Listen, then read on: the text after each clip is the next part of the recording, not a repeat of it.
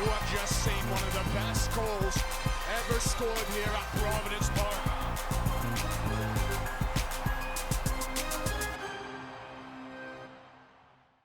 Hello and welcome to episode 2 of the Predominantly Portland podcast. We have a pretty fun slate for you today. Segment 1, we'll be talking about and reviewing the pros, cons, what looked good, what looked bad from the New England Revolution game. Number 2, John has prepared a little Guess Who game that I will play and you can play along with for the Portland Timbers, players both past and present. And then finally, the last segment I'm really excited for. I've done extensive research into the story of the 1975 inaugural season of the Portland Timbers. And whether you've been around the team for a while, or you're just joining them, or you've been around like me just since MLS has happened, there's a lot of really interesting things here that I didn't know about the start of this club. A lot of things that you wouldn't have guessed, and a lot of really interesting, really cool things that I think all of us will learn about today. Okay, please stick around for that. So, first off, reviewing the New England game. Starting thoughts, John. I thought it was pretty good. I'm pretty impressed. We never beat New England. We never win home openers. We never win openers ever. So to get a draw against a team that we can never beat, who came off a really historically good season, I don't think there's anything wrong with that. Yeah, no, I completely agree. Both you and I predicted a 3-1 loss, and coming away with a tie doesn't feel that bad, especially after the first half felt reminiscent of regular time against NYCFC. Yep. The second half was really positive, and I think it shows that we're going to have a really good season if we can replicate what we were having there after we got the first half jitters out of the way. I think the biggest things for me that we need growth in, number 1, clearances. There were many, many times that we saw, especially Bravo and Van Rankin and a bit in the center backs, our clearances were not even outside of our own 18. No. And like sometimes it's not possible to do that and you might want to put it out behind the back. But we were clearing the ball directly into dangerous spaces, which is, I mean, that's number 1 thing you learn playing like elementary school rec soccer is do not put the ball in a dangerous position in your defending half. And hopefully we can do better at that in the coming weeks. Yeah, clearances, I mean, they were terrible at clearing the ball, especially early on. I thought the opening maybe 10 minutes were pretty solid from Portland, and then they kind of fell apart there for a little bit. But they should have had a goal really early on. Yes. Oh, that was Jimmy Chara did not have a good first half. No, I mean, there was few. Moreno had a pretty solid first half, but then kind of slipped away a little bit as the half went on. He didn't do well tracking back. I think John Strong mentioned that many times, and Stu Holden mentioned that many times.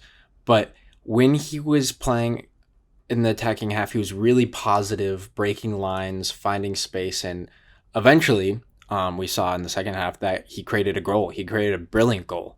I'll come back to that. But yeah, first half, not great. I think another thing was Ivicic. He looked fine. He didn't look too shaky, but there were quite a few times when he could have come out and grabbed the ball, which I think would have helped on the clearance issue. Was a lot of those were in really hard positions where Ivicic could have just come out strong and grabbed the ball out of the air. But yeah, I mean, they had 9 corner kicks, and a lot of them were in the first half. I think like 5 of them were in the first. There was a lot of corners in the first half, and I mean, some of them it's like fair, you got to do what you got to do, but there was definitely a couple where they could have maybe done a little better. It's a small gripe because they didn't really score off of any of them, but I mean, that's just a lot. Yeah. I mean, and this all culminates in Brandon Bye beating a horde of our defenders to a header and putting one in off the top crossbar. But I think this is actually where New England makes one of their 2 big mistakes, was right after this goal. Brandon Bye celebrates by grittying on us. And I think the Timbers saw that. and that really turned them on, and that not turned them on. That's a bad usage. That really, yeah. Sorry. That set a fire underneath them. You never want to get grittied on, and you never want to get grittied on and lose. That's true. That's correct. And you see, we came out in the second half after being grittied on, looking like a whole new team. Yeah. And that was really, really good to see. And we got our first goal, Dairon Asprilla, but really, really made by Santiago Moreno with brilliant turn of pace, and then 1-2 touches, gets past 2 defenders, opens space, and plays an amazing ball into Dairon, who finishes clinically. It was very nice. It was a very, very sweet little goal. I think both their goals were pretty solid. It was a really good two-piece goal from us. The other thing I wanted to mention, and this is a concerning trend that I've noticed from myself, not the Timbers, but I went to the bathroom when they scored their first goal. And this happens much where I get up and go to the bathroom, and then I'll hear from outside, "Oh, the Timbers just conceded." And almost every time I hear it, I'm like, "Oh, that's a funny joke." And then I get back and there's Brandon By grittying on us, and I'm like, "Oh, well, we actually did concede. Fair enough." Damn. And I think that leads us to the New England's second biggest mistake was, once again, after they scored, their Twitter went on to make fun of Timbers Joey, saying that he was still revving that chainsaw while we got scored on. And lo and behold, Jimmy Chara makes them pay for it with a brilliant bicycle kick. He did. I did look, and it is unfortunately true that the chainsaw was in fact going when they scored. I didn't believe it at first, but I looked back, and you can hear it very, very audibly as the ball is in the back of the net. It's like, ouch. Yeah. Pain, but we got the last laugh in the end, so we did not the worst. Speaking of that goal, some people were saying it was better than Dairon Asprilla's bicycle kick, and while it was an amazing goal, I wouldn't compare it to Dairon Asprilla's. No. Technically, it wasn't really even necessary. I was actually kind of mad at him at first. I was like, why are you taking that? I mean, he scored it in the end, so I was like, oh, let's go, but it seemed like he could have just settled it and taken a much easier shot. But go ahead. If you have the prerequisite skill to do it, do it. He had an absolute acre of space, and he just went for it. If he missed that, he would have gotten absolutely clowned. But he managed to make it. So fair enough, I guess. The other big points I have from this was, despite feeling like we got dominated in the first half, I think we could have easily won this game if a few calls went our way. There was the one clear penalty when Moreno was taken out in the box when he was going to shoot the ball and someone put his leg out in front. You're not allowed to do that. Mm-hmm. You're not allowed to do that. And it didn't give VAR, questionable. And then the other one was Jimmy. When he looked, he had that breakaway that called back for offside. At first, it really, really looked like he was offside, and I wasn't going to question it. But on replay, I think if it hadn't been called on the field as offside, I don't think they would have been able to overturn it. Yeah, we needed some Premier League VAR to draw a centimeter line and be like, oh, well, he was on by 0.0005 inches. Yeah, which I'm glad the MLS doesn't do, but still, we could have had. We could have easily won that game. Yeah. I think one other point, Bravo, I think he was my LOTM least valuable, or LVP least valuable player. Not only did he have those really poor clearances, but he also kept taking shots from 30 yards out while we had promising build up, and then he would just take a shot from no man's land, and it's like, why do you keep doing this? One, you're not Blanco, you're not Asprilla. You don't have an absolute cannon and finesse like they do. And two, you're just killing all the momentum that we have by doing that. And I think that really hurt as well. And I think we need to be more clinical as a counter-attacking team. We can't afford to waste chances like that. He's just not that guy.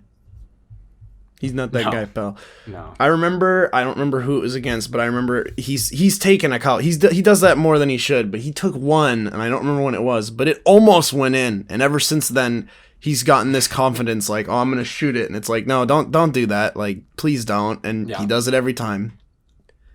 Yeah, I think you mentioned it, but kind of David Guzman-esque. Mm-hmm, very much in his in taking silly shots. Okay. Did you have any thoughts on the helicopter view? I thought it was weird.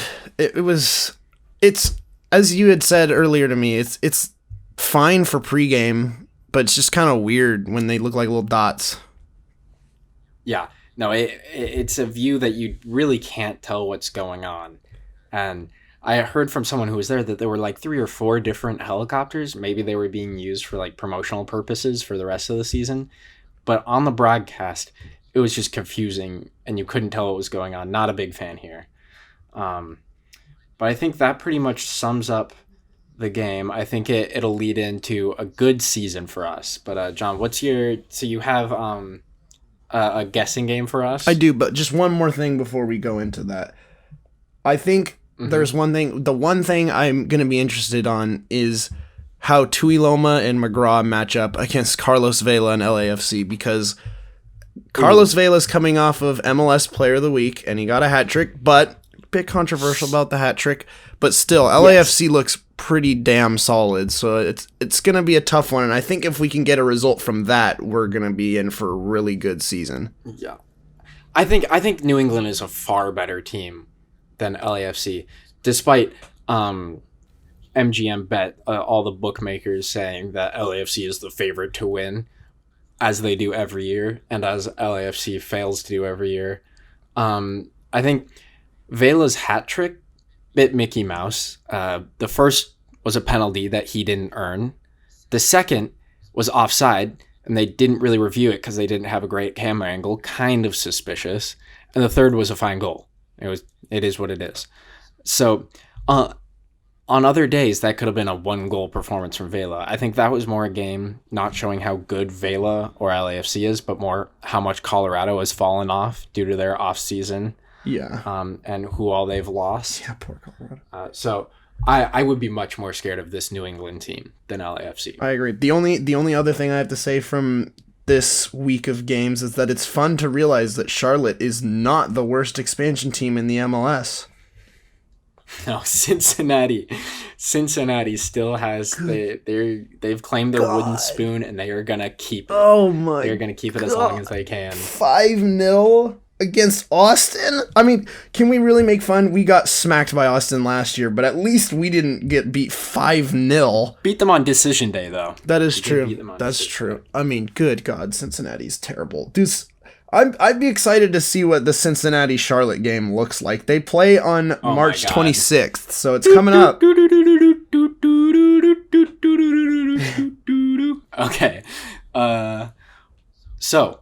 Yes. Guessing game. Yes. So I have picked 3 players, and you get 5 questions, yes or no.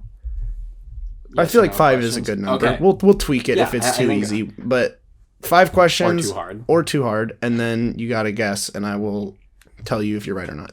By the way, some of them, maybe 1 or 2 of them, maybe just 1, is not on the Timbers anymore. So it's people that were on Portland at one point or another. Yeah. Okay. First question. Were they have they been on a Timbers team that went to the MLS Cup? Yes. Okay. Is this person currently on the roster? Yes.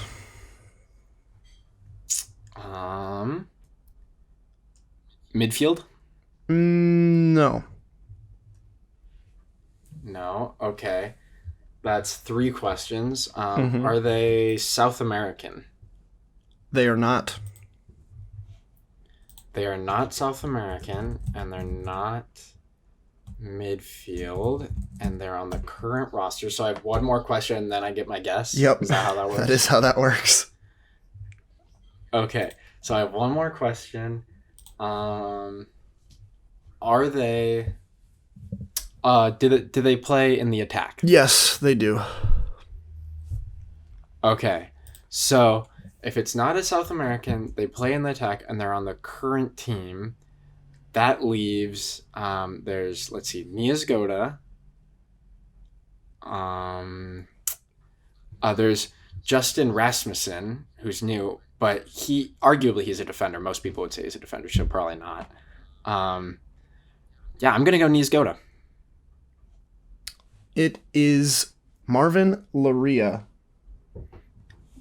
Wait. Oh, is he Costa Rican? He is Costa Rican. Hold up.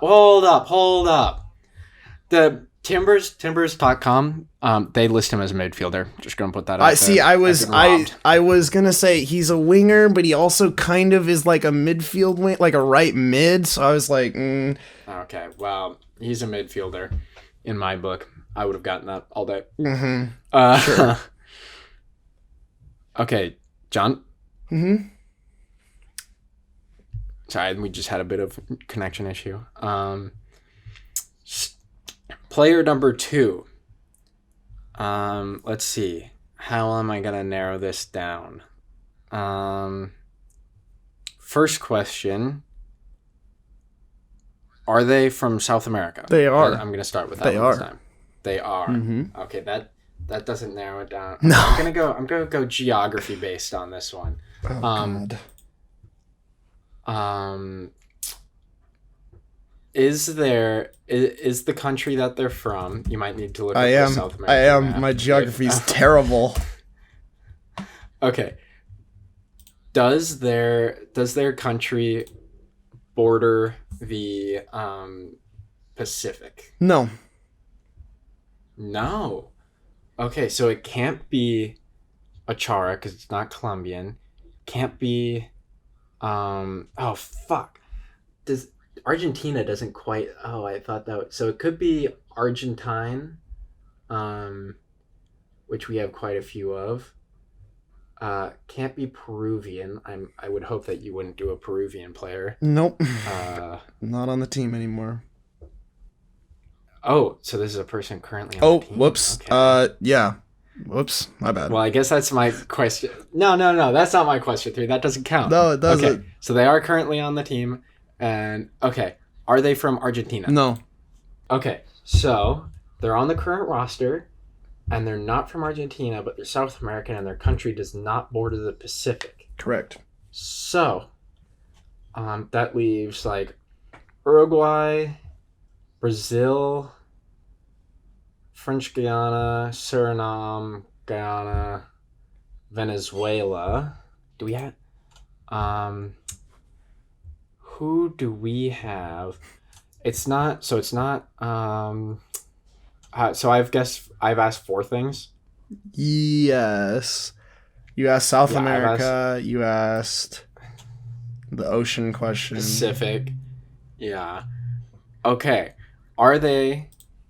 Oh, they could be from a central country like Paraguay or Bolivia. Are they from Paraguay? Yes.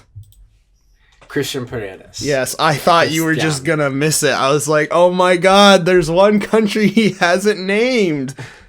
I was thinking of all the ones that border the Atlantic, and I completely forgot Bolivia and Paraguay. Yeah. That are just in the center. I saw it. Okay. I was like, oh my god. Okay, there we go. I'm 1 for 2. All right, yep. And there's one more. Okay, one more. Is this person on the current team? No. Okay, this is gonna be hard. A bit harder. Were they with us 2015 or before? No. Okay, so they're in between.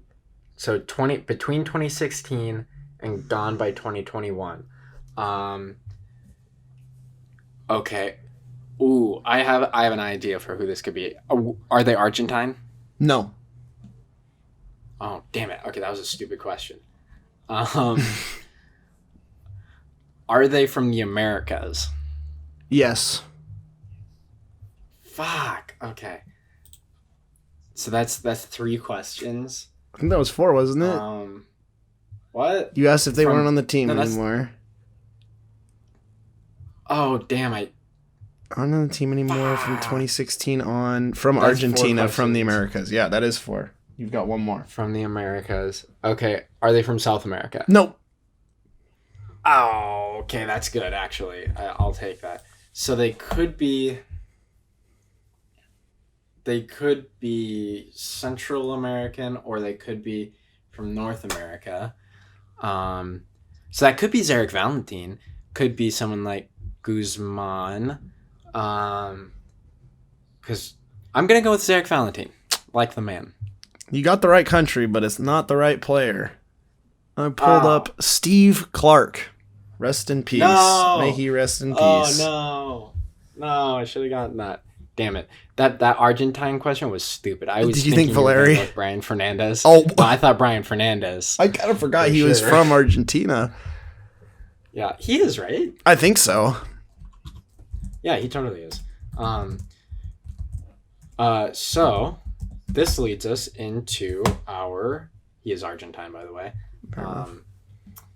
But this leads us into our final segment, which is the story of the 1975 Portland Timbers. And I think this will be really interesting for you, as well as everyone who's listened Yes. or is listening.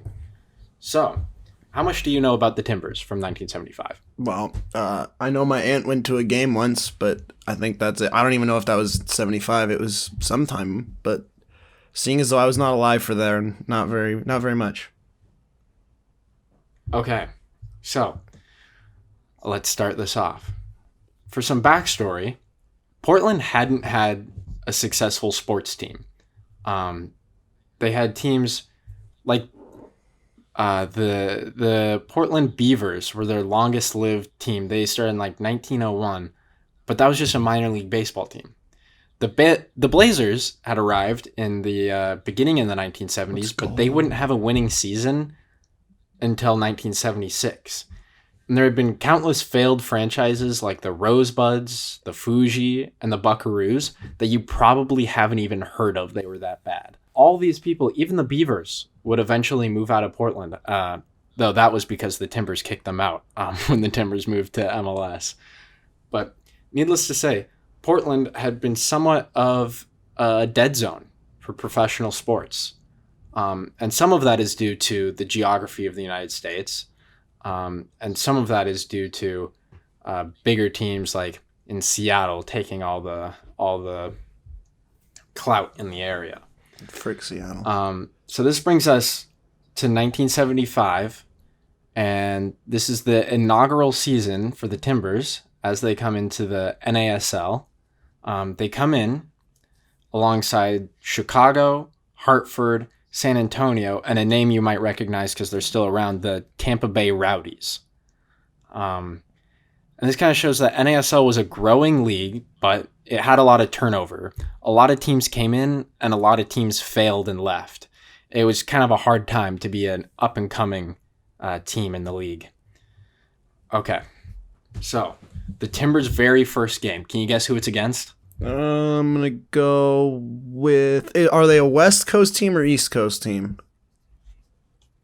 It's a game at home against a West Coast team. Seattle. That'd be 2 storybook. I'm gonna go with a team from San Jose. So, funny enough, this 1975 season is extremely storybook. The first team we ever played against, the Timbers ever played, was the Seattle Sounders. Nice. How unbelievable is that? That is How pretty. unbelievable That's pretty is rad. that? I thought that was too good to be true, but alas, it is good. Yeah. So the Sounders, who we're going to get quite familiar with over the year, are the first team we ever play. And despite what we now know as the best rivalry in North American soccer, this game wasn't big news by any means in the city. The birth of this new team, the birth of a franchise, was overshadowed in the next day's paper by the retirement of the original Smokey the Bear, if that's any indication. Damn. Even Hey, Civic that's big Stadium. news. Yeah. Even Civic Stadium, which could hold up to 30,000 people plus back in the day, had only 6,900 in attendance. And that might sound like a lot if you're thinking about old soccer, but it's really not. That's below average for NASL. Ouch. So back to the game. The Sounders had entered the league a year before in 1974 and had done reasonably well with a 10-7-3 record. So you have a formidable opponent to start a franchise against. But despite this, as the game kicks off, the Timbers actually dominate play. This is due to the manager, Vic Crow, who had them playing a super attacking style of play, and as such, they're dominating possession in the attacking third.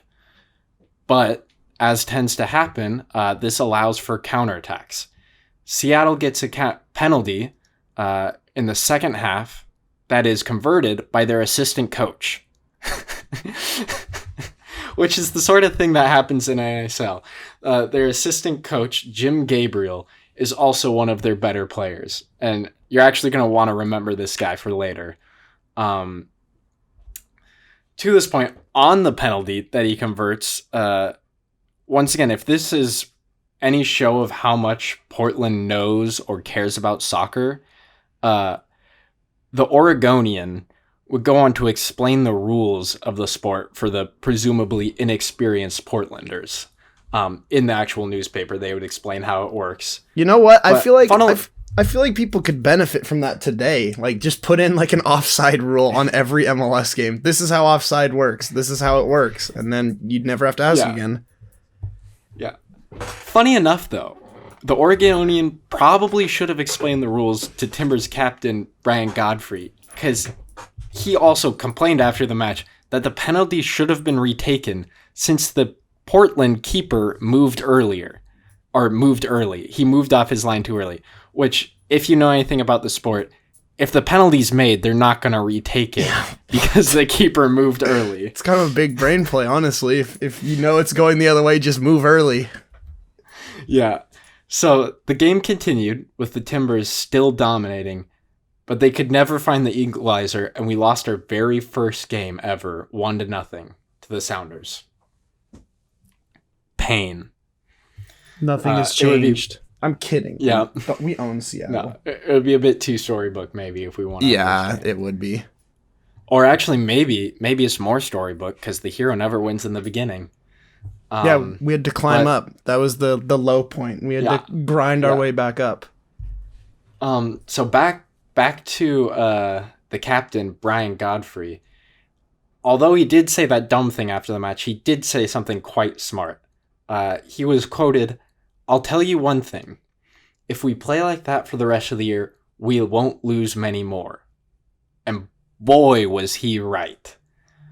The second game the Timbers ever played was against Toronto Metro's Croatia. And if you're wondering why that's their name, is because they combined, there was Toronto Metros and Toronto Croatia, and they combined to form Toronto's Metros Croatia. Anyway, this game's in Portland again, and the crowd's a bit bigger this time at 7,300. And the Timbers dominated again. They had 12 shots in the first half, where Toronto had 0.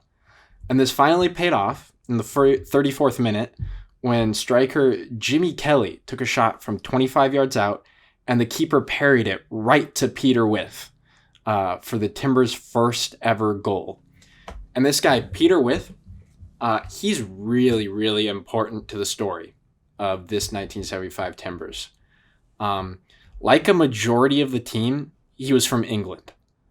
But unlike what like someone like David Beckham might be, like a retirement player, he hadn't actually, he was relatively early in his career.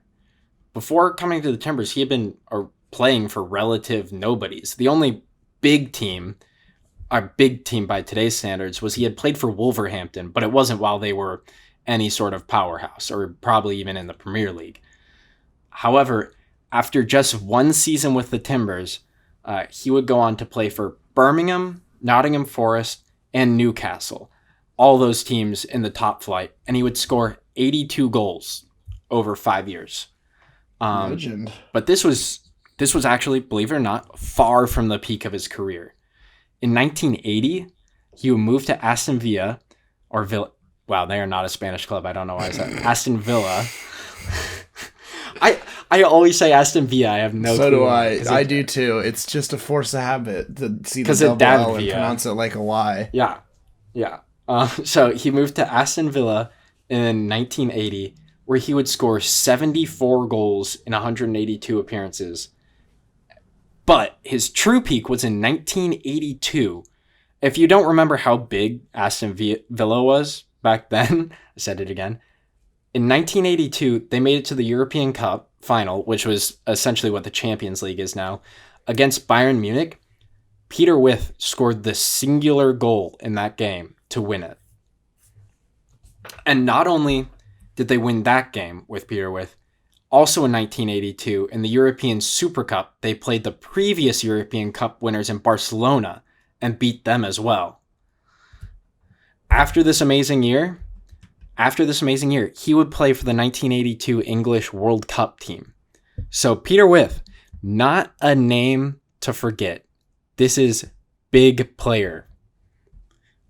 Anyway, Peter is named the offensive player of the game, and it's their first victory as the Timbers. They're now 1-1. But despite the resounding victory, the manager, Vic Crow, was kind of disappointed with the result. He wanted them to score more goals. And normally you'd say, oh, boo-hoo, you still won. But actually, this year, scoring more goals was quite important, because in 1975, the NASL had changed a few rules. First off, they removed tie games and replaced them with overtime, then sudden death. And then secondly, instead of getting like 3 points for a win, 1 point for a draw, 0 for a tie, you got 6 points for a win, 1 point for a shootout win, and then 1 point for every goal scored in regulation up to 3. So, like, if you think about that, you really just want to score as many goals as possible. And thus, Vic Crow, the manager, adopts a really attacking, dominant style of play, and we'll see that throughout the season. Okay, so their third game, they have their first ever away match. And despite another Peter With goal, they lost 3-1. Ooh. Obviously, they did not have an auspicious start to the season. Lost usual, 1, nothing's changed. Lost 2, 1-1, and their only win was against a pretty shitty team in Toronto. But their next game, their fourth game, they go to another familiar face and start another Cascadia rivalry in British Columbia. And they absolutely dominate the Whitecaps. Huh. Were they was Seattle the Sounders back? Like, were they the Whitecaps? That was and the Seattle Sounders, and that was the Vancouver Whitecaps. So they're all OG still. Yeah, like technically, I don't know if they're all like the same.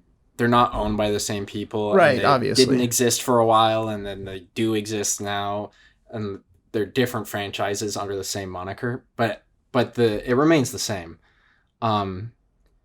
So these Whitecaps are 5-0 on the year. They've won 5 games, lost none. They have 41 points, which is kind of insane. You've played 5 games and you have 41 Good points. Lord.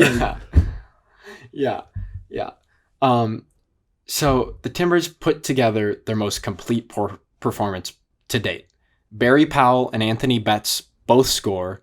Graham Brown, the keeper, gets his second shutout. And this win is worth 8 points because they got 6 and then they won 2-0.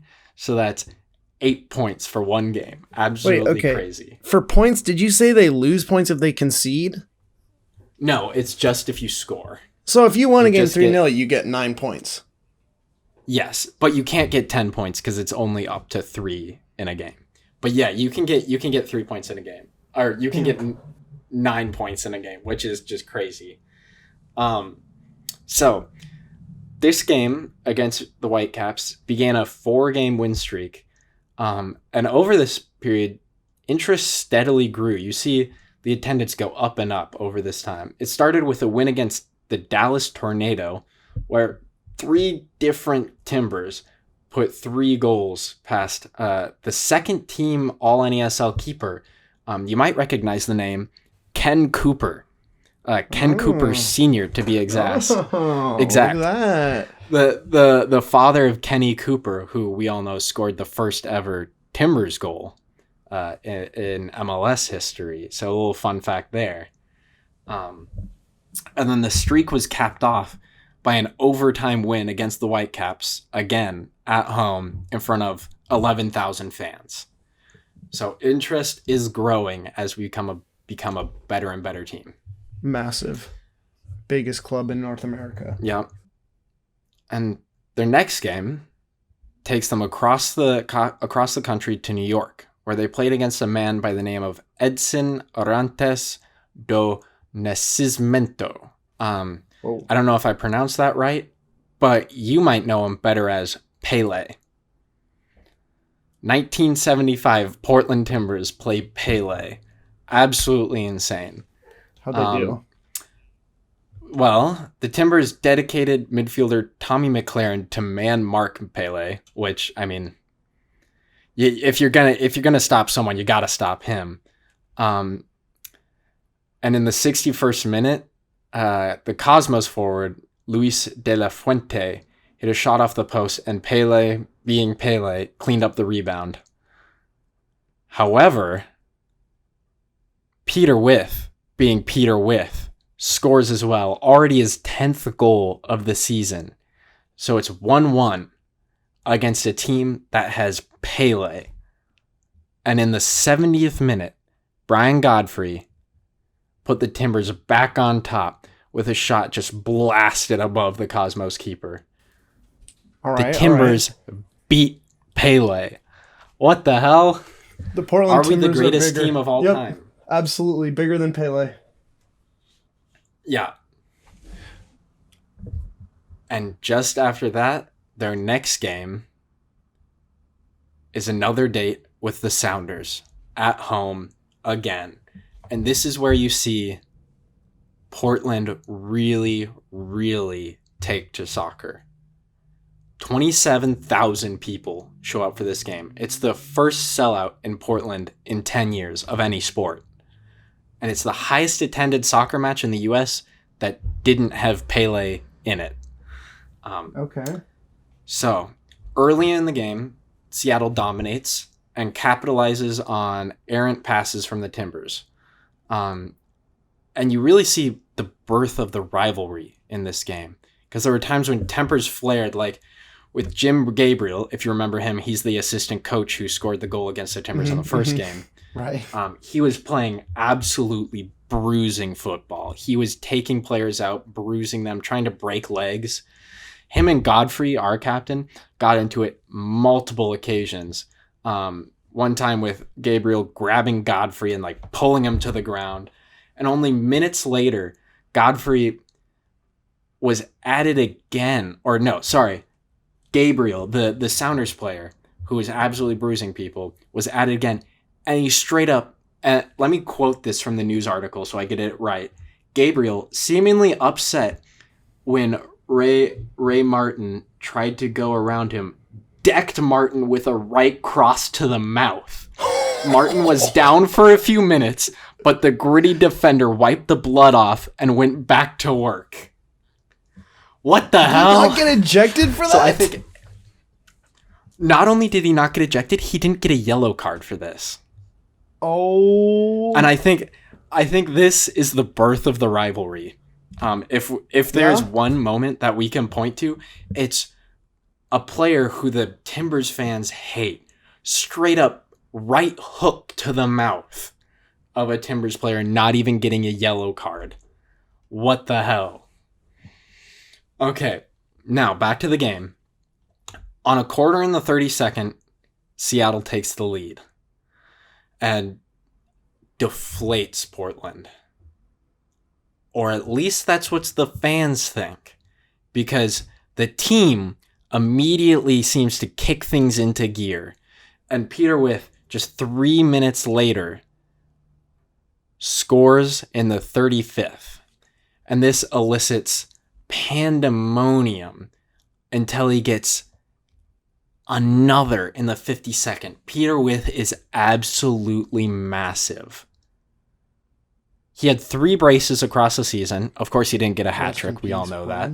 But he has 3 bases across the season. And absolutely nutty. That's my captain right there. Except you said he wasn't the captain, was he? But it ends up, it's our first win ever against Seattle.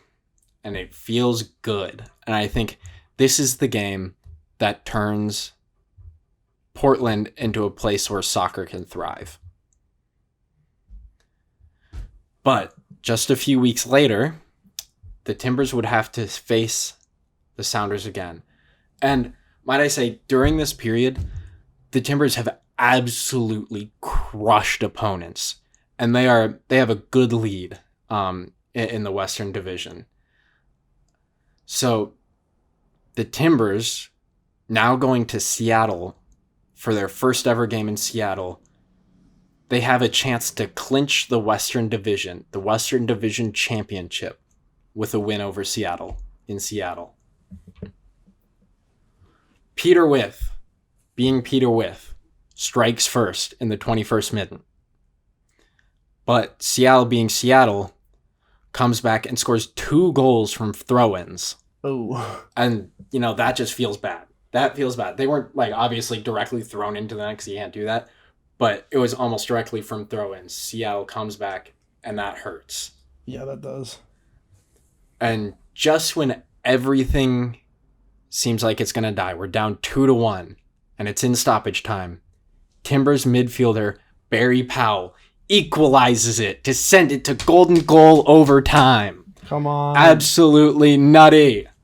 Now, remember, golden goal means whoever scores first wins it all, and it's over.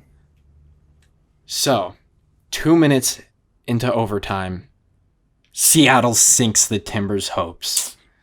Damn it. Oh, brutal. Crushing loss. And not only did the Timbers lose, but the Timbers fans who were in attendance also got beat. And I want to read this off exactly. Timbers boosters started it. Several young people carried a sign past the Seattle fans which read, "Soccer City says sink the Sounders." That's Soccer City says sink the Sounders. That's hard to say. The sign of carriers made it about halfway around the stadium before 3 or 4 Sounder boosters grabbed the sign, ripped it up to shreds, and stomped on it. The Timbers supporters tried the same thing with the Seattle sign, but some light scuffling foiled their efforts. So not only did the Timbers get battered, but they also lost a small-scale scuffle, which just adds insult to injury. Not only does our team get beat, but our fans get beat too. It's a bit embarrassing. That's brutal. So we didn't clinch the Western Division Championship. And might I mention, so this is the second to last game in the season, and we didn't clinch the championship. And the team who is right behind us, trying to beat us for it, is the Sounders. Of course, that really hurt. Now, and I might have mentioned also, the Western Division was doing so well that season that pretty much whoever won the Western Division also won the Premiership, which is like the supporters' shield of the day. Mm-hmm. So not only would we clinch the Western Division, but we would also clinch the Premiership if we had won that game.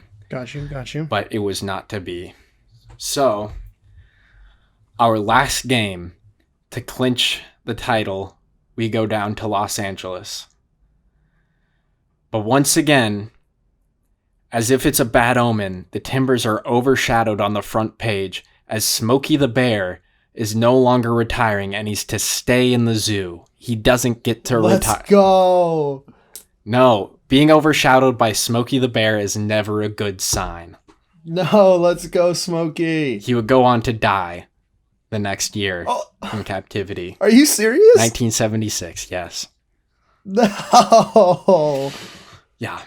So, with the bad omen on board, Vic Crow benched 5 of the usual starters to prepare them for the playoffs. And despite dominating the match, A 21st minute goal prevented the Timbers from clinching on the final day of the season. However, Seattle also stumbled on the final day, which meant the Timbers won both the division title and the premiership for all of NASL. Get wrecked, Seattle. And this ended the season with an absolutely absurd 138 points from 22 games. Beautiful.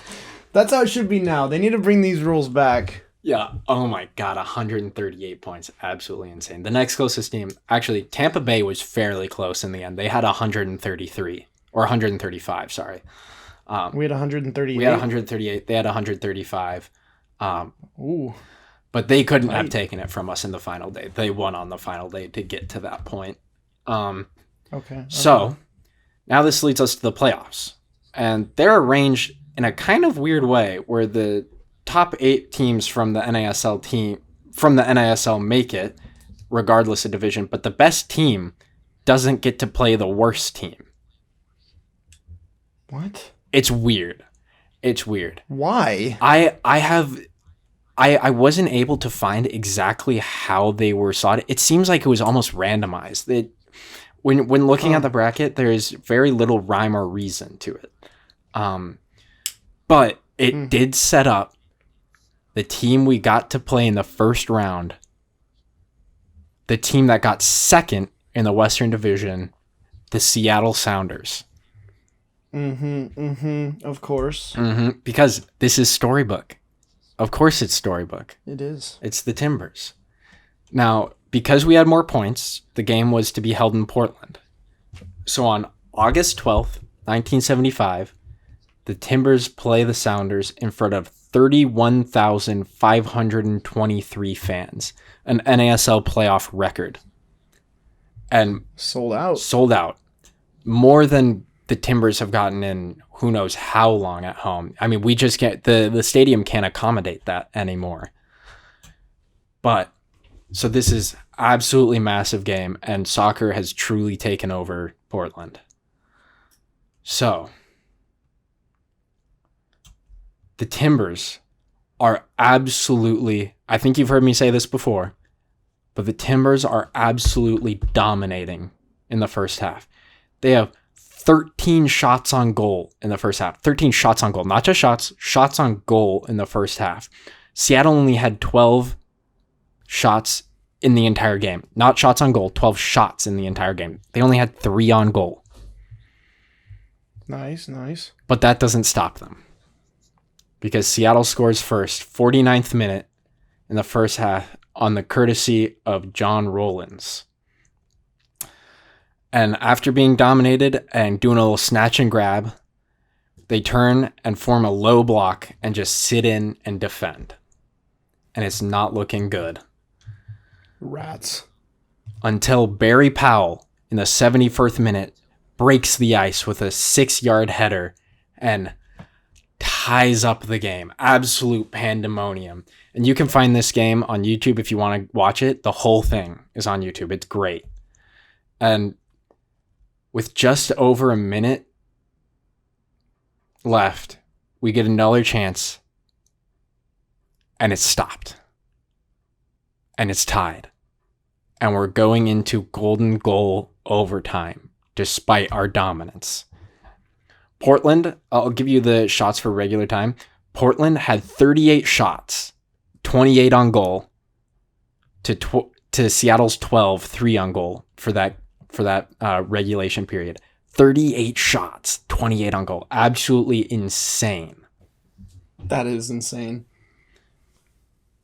And now, I should mention that they were playing the attacking style that Vicro had been preaching all year. And after they had gone into that low block Seattle had, we subbed in 21-year-old Tony Betts, who was an attacking-minded midfielder who was a prodigal substitute. You know, he had gotten goals, but was coming off the bench for this most important game. And he had been kind of miffed about that, he said afterwards. But he does get on the field to try and break down this low block. So we go into overtime. And both teams are now just trading blows in overtime, but no one can seem to score. And with a minute before the game goes to PKs, and the entire crowd of 31,000 on their feet screaming, winger Willie Anderson has one final opportunity to decide if it ends before PKs. We get a corner, and Willie Anderson curls it in, and Seattle heads it away. But it's not the best clearance you've ever seen. It gets brung back outside to Willie Anderson. He crosses it in, and Tony Betts, the substitute, heads it home from 5 yards out. And the crowd goes absolutely mental. It looks like a college football game where they all crash the field and everyone surrounds Tony Betts. 31,000 people running out onto the field. Absolutely insane. And a city that hadn't even known the rules of the sport at the beginning of the season is now in absolute pandemonium. And that, I think, is what cemented Soccer City USA as Portland, and why we have soccer the way we do now in the Pacific Northwest. Now, they need to add rushing the fields. We need to be able to do that again. Now, if the story were to end here, it would be perfect. The good guys win at the death, sending the bad guys home. Storybook. But it doesn't end there. The Timbers have another game. This one, again at home, is the semifinals against the St. Louis Stars, the top team from the Central Division. They once again set a record for attendance in NASL playoffs with 33,500 this time. And they were not overshadowed by Smokey the Bear. That's too bad. This game was for a ticket to the Soccer Bowl, which is what they called it back then. The championship game, the Soccer Bowl, which was to be held in the neutral venue of Spartan Stadium in San Jose. And the Timbers have get a goal from Peter With, because of course it's Peter With. But it really wasn't the day of Peter With. He wasn't the star for the Timbers on this day. It was the tale of two Grahams.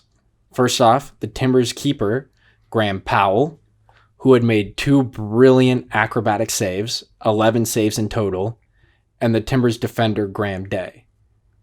The Timbers keeper kept a clean sheet, which is incredibly impressive because it was really, really rainy that day. And on shitty artificial turf like they had, which is pretty much concrete, that is next to impossible.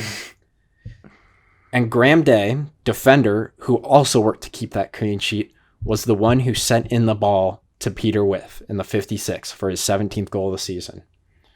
And just like that, the Timbers win 1-0 and send themselves to Soccer Bowl 75.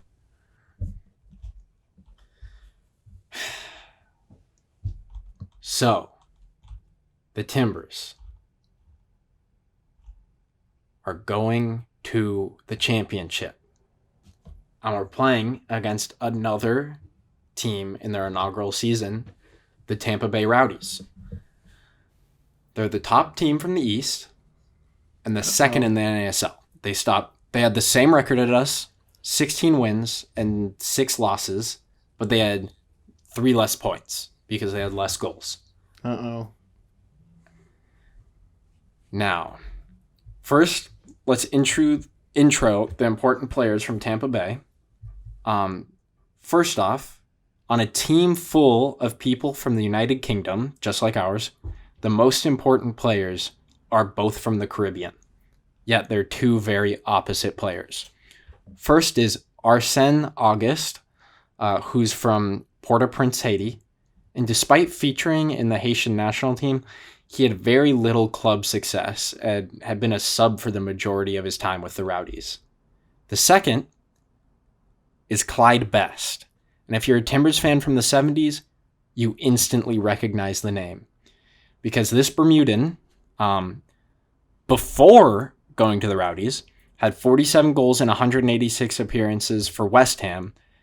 And then for the Timbers, from 1977 to 1981, had 38 goals. So two very opposite career trends. One at the top of his form and the other just a sub. Mm-hmm. Anyway, the game starts and it's fairly even.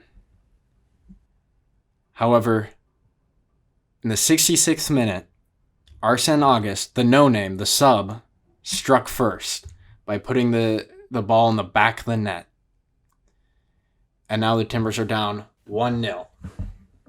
I've seen that before. Yeah, we all know this story. And now, 88th minute, it's desperation hour, but the Timbers just can't quite find it. And Clyde Best sinks his future team with a goal. Damn. And it's 2-0. And that's the way the season ends.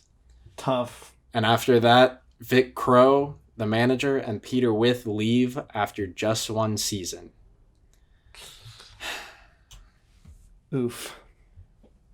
But I think this sets up Portland's soccer identity as what it is today. You know, we're not an all-powerful juggernaut that wins in their first season. You know, we're an everyman's team that, despite the success that we've had, most people can root for. That is true. And I think, honestly, losing in a championship sets up your fan base for something greater than even winning one in your first year can do, because it creates a longing. I can speak as a Seattle Mariners longtime fan, not having something and wanting it and never getting it and getting so close so many times is so powerful to create a great fan base. And that's really what this season in 1975 did. And I think you can still see that longing in the Timbers, though we did win 2015. We've never been able to win at home in front of the Timbers Army. And 2021, despite creating, I think, the most magical moment in all of Timbers history, just makes that longing even greater now. That was straight delirium. Also the latest goal in MLS Cup history. Yes. Well, so that's the story of the 1975 Portland Timbers. I think John and I, we're planning on, I think we'll probably redo this in a greater, we want to make a more documentary style outside of the podcast. It'll still be uploaded here, but it'll be a separate thing. We're going to try and create an entire history of the Portland Timbers. And I think there's a lot of really, really cool intertwining story points that we'll be able to make and find and show to you for that. So look out for that. It's a ways out, but it should be really cool. Kind of done in the style. If you want to see a really, really good video, SB Nation made one on the history of the Seattle Mariners that really drove me to wanting to do this. And I would highly suggest checking that out, even if you're not a Mariners fan. But yeah, so look for that in the future. And this has been the Predominantly Portland podcast. Thank you.